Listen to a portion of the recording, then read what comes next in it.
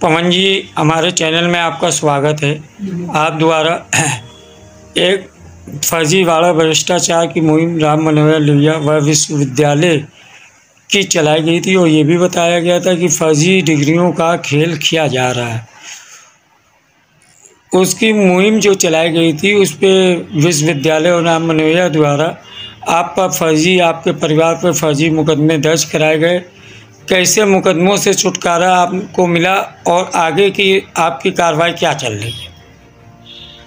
मैंने वर्ष 2019 में किसी सामाजिक कार्यकर्ता की दी गई इत्तला पर भरोसा करके डॉक्टर राम मनोहर लोहिया अवध विश्वविद्यालय से कुछ जन सूचनाएं मांगी थी। नियमानुसार मैंने जन सूचना मांगा, लेकिन डॉक्टर राम मनोहर लोहिया अवध विश्वविद्यालय के तत्कालीन परीक्षा नियंत्रक उमानाथ ने सूचनाएं नहीं दी।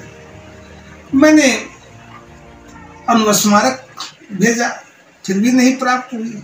बाद में बड़ी मेहरबानी करके उन्होंने बताया कि वो जो सूचनाएं आपने मांगी हैं वो परीक्षा फर्जीवाड़े को लेकर के है, लिहाजा वो परीक्षा केंद्र के द्वारा दी जाएगी। मैंने परीक्षा केंद्र से संपर्क किया, मैंने उनको प्रपत्र दिया, मैंने प्रार्थना पत्र दिया, जन सूचना मांगी। उन्होंने विश्वविद्यालय डॉक्टर राम मनोहर लोहिया अवध विश्वविद्यालय के आदेश के अनुक्रम में मुझे जन सूचनाएं उपलब्ध कराई। जो जन सूचना के जवाब में मुझे प्रपत्र प्राप्त हुए उसका अध्ययन करके मैं बेहद आश्चर्यचकित रहा। प्रपत्र चीख चीख कर चिल्ला चिल्ला करके बयां करते हैं कि कुछ विद्यार्थी जिनकी संख्या बहुत अधिक थी, कई दर्जन विद्यार्थी, सैकड़ों विद्यार्थी परीक्षा में सम्मिलित नहीं हुए। परीक्षा थी MSc zoology, botany, chemistry, physics. इस प्रकार से एमएससी के विषयों में, एमएससी के परीक्षा में विद्यार्थी सम्मिलित नहीं हुए और उन्हें अवध विश्वविद्यालय के द्वारा प्रथम श्रेणी उत्तीर्ण करा दिया गया। और यह संपूर्ण खेल, परीक्षा फर्जीवाड़े का खेल एक ही महाविद्यालय से संबंधित है। उसका नाम कोड नंबर 123 श्री राम जानकी महाविद्यालय रामनगर अमावस। उसका प्राचार्य, कर्ता धर्ता, संचालक अवधेश कुमार शुक्ला है। उसकी पत्नी उस कॉलेज की प्रबंधक है। उसके सगे रिश्तेदार, ससुराल पक्ष के ही लोग और बहन, यही लोग प्रबंध कमेटी के सदस्य। ये सारी जानकारियां मुझे बाद में प्राप्त हुई। अवधेश कुमार शुक्ला बदनाम पूरे क्षेत्र में है, फैजाबाद जनपद में, अयोध्या जनपद में, इसी प्रकार का फर्जीवाड़ा करने के लिए। मैंने जब इसका प्रेस कॉन्फ्रेंस करके खुलासा किया, मैंने अखबार वालों को बुलाया, इलेक्ट्रॉनिक मीडिया वालों को बुलाया। आज बलबीर भाई जीवित नहीं, आज तक के ब्यूरो चीफ थे। ये सारे लोगों ने बड़े उत्साह पूर्वक खबर जानने के बाद शूट किया, कवर किया और समाचार को प्रमुखता से दिखाया। 25 दिसंबर सन 2019 को मैंने जनपद अयोध्या मुख्यालय पर हिंदुस्तान के उच्च शिक्षा क्षेत्र के सबसे बड़े परीक्षा फर्जीवाड़े का खुलासा किया। खबर चल पड़ी, समाचार पत्रों की सुर्खियां बनी। उत्तर प्रदेश की सरकार ने, विश्वविद्यालय के कुलपति उसमें प्रोफेसर मनोज दीक्षित थे, उन्होंने इसकी जांच कराने के लिए बड़ी दमदारी के साथ ऐलान किया कि हाई कोर्ट के अवकाश प्राप्त न्यायाधीश न्यायमूर्ति इम्तियाज मुर्तजा जी की अध्यक्षता में 3 सदस्यीय जांच कमेटी का गठन कर दिया। जांच का क्या हुआ, जांच पूरी हुई कि अधूरी है, प्रचलित है कि समाप्त हो गई, जांच आख्या मेरे आरोपों की पुष्टि करती है, इन्हें क्लीन चिट देती है, ये सब आज भी एक राज और रहस्य बना हुआ है। मैंने न्यायमूर्ति के जांच कमेटी की आख्या जन सूचना के जरिए मांगी। विश्वविद्यालय के कुलसचिव ने देने से इनकार कर दिया। इनकार नहीं कहूँगा, दिया नहीं। मैंने प्रथम अपील की, नहीं दिया। अब सूचना आयोग के सामने प्रकरण लंबित है। मैंने सूचना आयोग में अर्जी लगाई है कि मेरी जन सूचना नियमानुसार नहीं दिया गया, इस पर उचित जो वैधानिक कार्रवाई बन सकती है वो की जाए, तो साथ में मुझे जन सूचनाएं उपलब्ध कराई जाए। इसी के साथ ही परीक्षा महाफर्जीवाड़े का खुलासा करने के बाद मुझे अन्य गबन घोटालों महाफर्जीवाड़े की जानकारी होती गई। ये एक ऐसा शिक्षा कारोबारी, एक ऐसा शिक्षा माफिया, ये कड़ा शब्द नहीं होगा, मुफीद उपयुक्त शब्द होगा, कि अवधेश कुमार शुक्ल ने जब महाविद्यालय की स्थापना की उसके पास खतौनी नहीं थी। दूसरे की खतौनी, दूसरे का गाटा नंबर अपने विद्यालय के नाम दर्शा करके, दिखा करके, फर्जी खतौनी तैयार करके, यानी गाटा संख्या किसी और का, खतौनी इसके महाविद्यालय के नाम, इस प्रकार से इसने मान्यता ली है। यही नहीं, यही उस जितने प्रपत्र कागज इसने मान्यता में लगाए हैं सब फर्जी और कूट रचित है। मैंने उसकी जब सूचना मांगी विश्वविद्यालय देने से, मैं पता नहीं क्यों असुविधा महसूस करवा नहीं देना चाहता, क्योंकि कहीं न कहीं उन प्रपत्रों पर हस्ताक्षर है, उनका सत्यापन कराया गया होगा। विश्वविद्यालय के कुलसचिव फंस रहे हैं, विश्वविद्यालय के कुलपति फंस रहे हैं। ये प्रत्येक घोटाला, प्रत्येक फर्जीवाड़ा इस शिक्षा कारोबारी ने, शिक्षा माफिया ने किया है। महाविद्यालय की स्थापना से लेकर संचालन तक में छात्रवृत्ति घोटाला किया है, विद्यार्थियों का लैपटॉप, जो भी सरकार की सुविधाएं विद्यार्थियों को प्राप्त हुई समय समय पर, उसका भी गबन बाजार में उसका सब बेच दिया है। अगर इसकी एसआईटी द्वारा, सीबीआई द्वारा जांच कराई जाती है तो प्रत्येक प्रपत्र, प्रत्येक कदम पर विश्वविद्यालय का फर्जीवाड़ा ही दिखाई पड़ेगा, उसकी पुष्टि होगी। इस शिक्षा कारोबारी ने जितने अध्यापकों को नियुक्त किया है, सेवा योजित किया है, नियुक्त इसने क्या किया है तो प्राचार्य प्रिय को बताया, पता नहीं इसकी नियुक्ति किस प्रकार की है, भी एक राज रहस्य है, वो भी जांच का विषय है। लेकिन इसकी पत्नी जो कॉलेज की महाविद्यालय की प्रबंधक है, नियोक्ता वो है, अपॉइंटिंग अथॉरिटी वो है, मैनेजमेंट कमेटी उसको अधिकृत करता है और प्रवक्ता या असिस्टेंट प्रोफेसर विश्वविद्यालय से उसका अप्रूवल होता है, अनुमोदन होता है और नियुक्ति पत्र जो है वो प्रबंधक द्वारा जारी किया जाता है। सर, सुनने में आया था कि विश्वविद्यालय राम मनोहर लोहिया के द्वारा आपके परिवार पर संगीन धाराओं में जो मुकदमे दर्ज कराए थे, उससे आपने कैसे छुटकारा लिया और कैसे आपने आगे की रणनीति तैयार करी इन माफियाओं से लड़ने के लिए?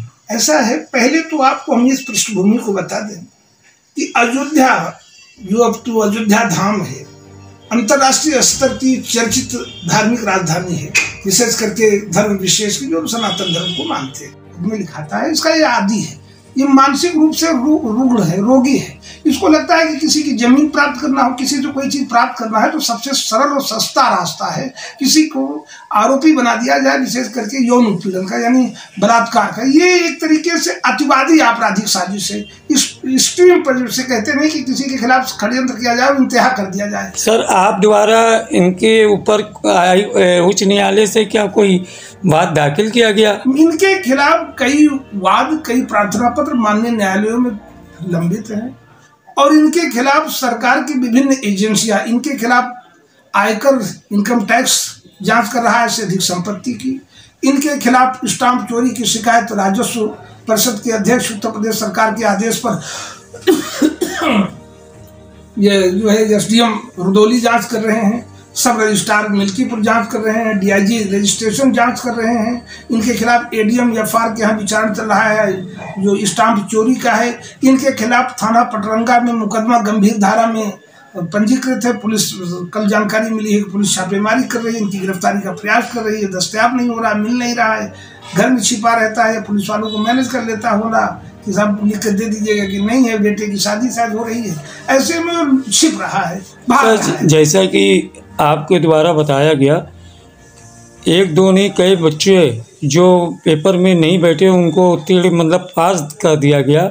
और ऐसे ही विश्वविद्यालय द्वारा जो भ्रष्टाचार का खेल किया जा रहा है, इनके खिलाफ आप सरकार से क्या कहना चाह रहे हैं? सरकार से बहुत अपेक्षा न की जाए, क्योंकि जब भी कोई भ्रष्टाचार, गबन, घोटाले का मुद्दा सार्वजनिक रूप से बहुत मजबूत और ताकतवर बन जाता है तो वो सारा मामला सत्ता के खिलाफ जाता है। सरकार किसी की भी हो, मैं कांग्रेस पार्टी का प्रदेश का प्रवक्ता रहा हूँ, एक नहीं दो बार रहा हूँ, मैं जानता हूँ सरकार हमारी रही है, सरकार कैसे चलती है, सरकार के लोग कितने डरते हैं, कितने घबराते हैं। जन आक्रोश को, जनता गुस्से में ना आ जाए, कहीं वो खिलाफ ना हो जाए, इसलिए यह डर सत्ता में बैठे लोगों को सदैव सताता है। माननीय मुख्यमंत्री जी की सरकार हो या प्रधानमंत्री मोदी जी की सरकार, उनको भी डर है कि जन आक्रोश, जनता का गुस्सा कहीं इतना न बढ़ जाए कि उसका सामना करने में कठिनाई आ जाए, सत्ता ही बदल जाए। तो सरकार किसी को हो, मैं उसमें माननीय योगी जी का या किसी को नहीं कहूँगा, किसी की भी सरकार हो, लेकिन सरकार से उम्मीद नहीं मैं करता हूँ। सरकार इसमें दीपापोती करेगी, सरकार इसे दबाने का प्रयास करेगी, सरकार मुलजिमों को बचाने का प्रयास करेगी, सरकार भ्रष्टाचारियों का पोषण करेगी, संरक्षण करेगी, क्योंकि अंततः सरकार भी तो मुलजिम बन जाएगी। जो फर्जीवाड़ा गबन घोटाला हुआ है उस पर सरकार की मोहर लग चुकी है, क्योंकि कोई भी मान्यता अगर दिया तो सरकार ही ने तो मान्यता दिया है। अब सरकार ने मान्यता दिया तो उसके फर्जी कागज को सत्यापित किया है, उसके फर्जी कागज पर हस्ताक्षर हुए, तो मान्यता की फाइल पर अगर सरकार के अधिकारियों का, विश्वविद्यालय के कुलपति का, विश्वविद्यालय के कुलसचिव का, उत्तर प्रदेश सरकार के सचिव का हस्ताक्षर है, तो सरकार अपने अधिकारियों को बचाने की पूरी कोशिश करेगी। ऐसे में ये उम्मीद करूं कि मैं सरकार कुछ करेगी, मैं ये उम्मीद नहीं करता। सर एक आखिरी सवाल आपसे है, आज आपके पास एक शुक्लागंज जनपद उन्नाव की महिला का प्रकरण आया है जी, और जिसमें जो आरोप है, एक महिला द्वारा 2 सरकारी दस्तावेज, पहचान पत्र में अलग नाम और बार कौंसिल के प्रयागराज के रजिस्ट्रेशन में अलग नाम, और दोनों महिला के प्लस करके दो महिला के नाम को एक महिला अपने आप को बता रही। इसके संबंध में आज हाई कोर्ट पीड़ित आया है आपसे न्याय की आस लिए, इसमें आप उनके महिला के विरुद्ध क्या कार्रवाई कराई है? जो पीड़ित पक्षकार आज मेरे पास आए हैं उन्होंने मुझसे 2 अपेक्षा की है, और वैधानिक अपेक्षा की, कानूनी अपेक्षा की। एक अपेक्षा है कि उनके संपूर्ण प्रकरण को जरिए रिट याचिका माननीय हाईकोर्ट के सामने लाया जाए और माननीय हाईकोर्ट से कहा जाए कि इसकी एसआईटी द्वारा या सीबीआई द्वारा जांच कराई जाए कि इस तरह का फरेब मायावी रूप अख्तियार करने वाली जालसाज महिला के खिलाफ कार्रवाई हो। समुचित कार्रवाई तभी हो पाएगी जब जांच एजेंसी अच्छी लगेगी, भरोसेमंद जांच एजेंसी। पुलिस से उम्मीद नहीं करना चाहिए, पुलिस वाले तो किसी को भी बचाने का प्रयास कर सकते हैं, पैसा लेके मैनेज हो जाते हैं। दूसरी, क्योंकि वो अधिवक्ता अपने को बता रही है, अगर ये वो अधिवक्ता है, वो अधिवक्ता होकर अपराध कर रही है, तो उसके खिलाफ एक और प्रॉपर मंच है bar council of Uttar Pradesh Prayagraj. वहां पर एक परिवाद दायर होता है, 1750 रुपये शुल्क जमा होता है। तो मैं पीड़ित जो मेरे पास आए हैं उनके दोनों मंचों पर, यानी bar council of Uttar Pradesh में भी और माननीय हाईकोर्ट में, 2 एक जगह परिवाद, एक जगह रिट मैं दाखिल करूंगा। मजबूती के साथ दलीलें और तर्क रखूंगा माननीय न्यायालय के सामने, माननीय परिषद के सामने, कि उस महिला का बार काउंसिल से रजिस्ट्रेशन रद्द हो, और साथ में महिला के विरुद्ध अगर उसने अपराध किया है, जो प्रपत्र हैं, जो प्रथम दृष्टया कागज मैंने देखा है, उन कागजों के आधार पर कार्रवाई बनती है और बनना चाहिए। और मैं ये उम्मीद करता हूँ बचाने की लाख कोई कोशिश कर ले, लेकिन माननीय न्यायालय से कोई बच नहीं पाता है। कोई भी चाहे जितना बड़ा अपराध करे, फ्रॉड करे, वो उससे निकल नहीं पाएगा। और दूसरी चीज़ का बार काउंसिल में रजिस्ट्रेशन, मुझे उम्मीद है कि जो उसने माननीय परिषद के सामने शपथ पत्र नहीं दिया है, जानकारियां नहीं दी, छिपाया है, तो कंसीलमेंट ऑफ फैक्ट को लेकर के उसके खिलाफ कंप्लेंट दाखिल होगा और उसका बार काउंसिल में रजिस्ट्रेशन रद्द करने की हम पुरजोर मांग करेंगे। इस संदर्भ में जो उनका पक्ष जिस तरह मजबूती से रखना है मैं रखूंगा। दूसरी चीज, इस प्रकार की महिलाएं आजकल हिंदुस्तान में कई हैं। किसी व्यक्ति की मर्जी नहीं चलेगी, किसी भी व्यक्ति को कानून हाथ में लेने की छूट नहीं दे पाएगी। सर एक आपसे और सवाल, एक महिला 2 नाम अपने लिख सकती है? बिल्कुल नहीं, 2 आईडी हो नहीं सकती, क्योंकि नाम परिवर्तन मौलिक अधिकार। क्या 2 नामों से वकालतनामे में मोहर लगा सकती है? नहीं, वो दोनों अलग अलग होगा। इस प्रकार अगर ऐसा पाया जाता है, उच्च न्यायालय का क्या प्रावधान है इस पर कार्रवाई का? उच्च न्यायालय का प्रावधान नहीं, कानून का प्रावधान ये है कि to change the name is not fundamental right, मौलिक अधिकार नहीं नाम परिवर्तन का। अगर किसी को नाम बदलना है तो उसके लिए राजपत्र है, शपथ पत्र है, पूरी प्रक्रिया अपनाई जाती है। तब कहीं जब नाम बदलने के बाकायदा कानून सम्मत आदेश हो जाता है तभी कोई नाम बदल सकता है। ये नहीं हो सकता है कि कभी कोई ए बन जाए, फिर बी बन जाए, फिर सी बन जाए। सर एक सवाल आपसे और है, अगर एक महिला द्वारा 2 नाम से कोई आपराधिक मुकदमे झूठे लिखाए जाते तो इसका कानूनी प्रावधान क्या है? उसमें धोखाधड़ी, जालसाजी, कूट रचना का गंभीर आरोप बनता है। सुसंगत धाराओं में अभियोग पंजीकृत होगा, विचारण चलेगा, उम्मीद की जाए सजा होगी। और सबसे बड़ी नजीर उत्तर प्रदेश में है।